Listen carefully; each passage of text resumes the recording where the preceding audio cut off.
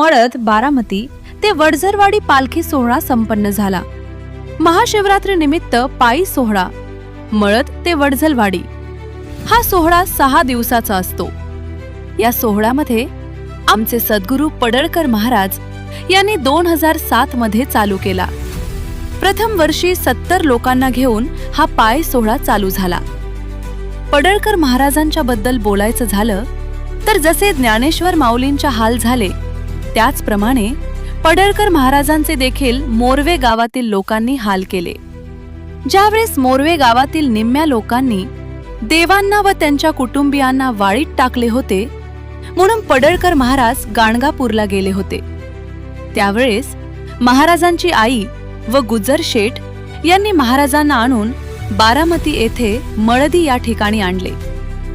गुजर शेठ यांनी स्वतःची 5 एकर जमीन महाराजांना दान म्हणून दिली।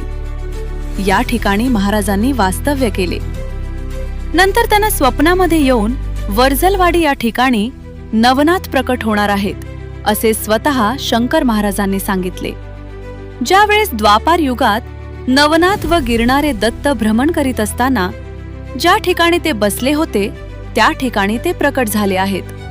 पडळकर महाराजांनी आतापर्यंत अहंकार व मीपणा कधीही दाखवला नाही। महाराजांनी गळ्यामध्ये साधा हार सुद्धा घालून घेतला नाही।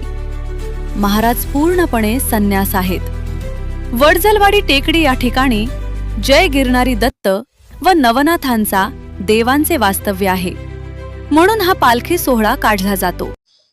नाना, तुमचं DSP न्यूज चॅनल मध्ये सरचे असं स्वागत। तर तुम्ही मला सांगा नाना, तुम्ही सर्व भक्तगण या पालखी सोहळ्यामध्ये कसे सहभागी झाला?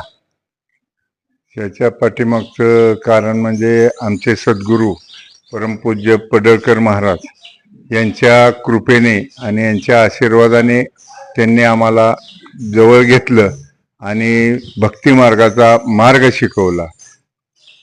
पडळकर महाराजांनी जे त्यांचा इतिहास पाहायला गेला तर मोरवे गावातील निम्न गाव पडळकर महाराजांना विरोध करत होतं आणि जसं ज्ञानेश्वर माऊलींना आळंदीतून हाकलून दिलं तसं त्याच पद्धतीने पडळकर महाराजांना सुद्धा हाकलून दिलं। आणि पडळकर महाराज ज्या वेळेस गाणगापूरला गेले असताना त्या ठिकाणी ते तिथे राहिल्यावर देवांची आई व मेहुल शेठ काका गुजर हे दोघे जणी जाऊन देवांना गाणगापूरमधून घेऊन मळद या ठिकाणी आले।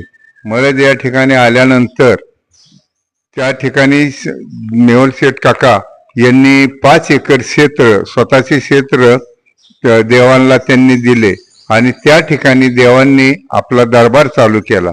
दरबार चालू करत असताना लोकांच्या जनहितासाठी त्यांनी कार्य करत असताना शंकर महाराजांनी त्यांना दृष्टांत दिला आणि त्यांना सांगितलं की द्वापार युगामध्ये ज्या वेळेस नवनाथ गिरणारी दत्त हे भ्रमण करत असताना टेकडीवर ज्या टेकडीवर बसले होते, विसाव्यासाठी बसले होते, त्या ठिकाणी आता ते प्रगट झालेले आहेत।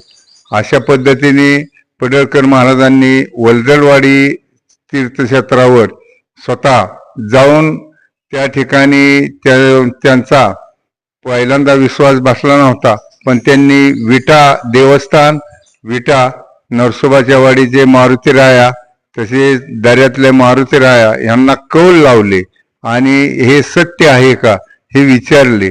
त्यावेळेस त्यांना सत्य आहे असं सांगितल्यानंतर देवांनी तिथेही आपला दरबार चालू केला। सर्व टेकडीवरील नवनाथांच्या मंदिरांना सावली करत असताना देवांनी एवढं कार्य केलं की सगळ्या सावली केली, सगळ्या मंदिरांना सावली केली, भक्तजनांसाठी राहण्यासाठी खोल्या केल्या आणि मंडप ही वगैरे अतिशय मोठं असं कार्य केलं। पण हे कार्य करत असताना आमच्या सद्गुरूंना एकच आम्ही सद्गुरूंचं आम्हाला सांगणं असतं की आपण ही केलंय, ही मी केलंय असं आजपर्यंत तरी सद्गुरू आमचे कधी त्यांच्या मुखातून कधीच आलेलं नाही। कारण सद्गुरू सतत म्हणतात की गाडी खालनं चालणारं कुत्रं ही म्हणतं की मी गाडी ओढतो पण गाडी ओढणारा बैल असतो.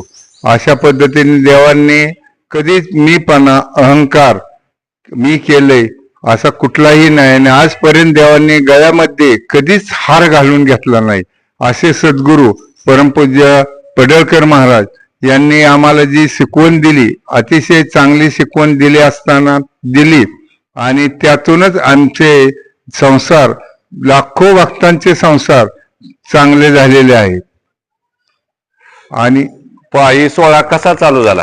मग त्यानंतर ज्यावेळेस देवांनी मळद येथून वलदलवाडी तीर्थक्षेत्र तयार झाल्यावर त्या ठिकाणी सुद्धा आम्ही दर्शनाला जायचो. म्हणून सुरुवातीला देवांनी आम्हीच देवाला विचारलं, देवा आम्ही इथून चालत जाणार. मग चालत आम्ही सुरुवातीला 70 जणच आम्ही इथून मळद ते वलदलवाडी झेंडा घेऊन चालत गेलो. चालत गेल्यावर त्याचा विस्तार आता एवढा मोठा झालाय की हजारो भक्त या पायी सोहळ्यामध्ये सहभागी होतात, आणि या ठिकाणी सर्व भक्तांनी देणगीच्या रूपाने कायमचा रथ अशा प्रकारे मोठं स्वरूप आलेलं आहे. आणि ह्या पायी सोहळ्यामध्ये आम्हाला एवढं आनंद मिळतो. या पायी सोहळ्यामध्ये तुम्हाला कसे अनुभव येतात?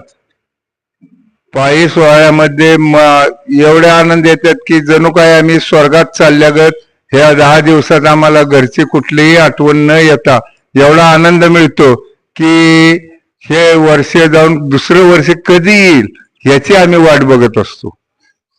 ह्या पालखी सोहळ्यामध्ये महाराष्ट्रातून अनेक जिल्ह्यातून लोक या सहभागी होतात. ह्याच्यासाठी तुम्ही काय योगदान देता? म्हणजे तुम्हाला जागोजागी कसे अनुभव येतात?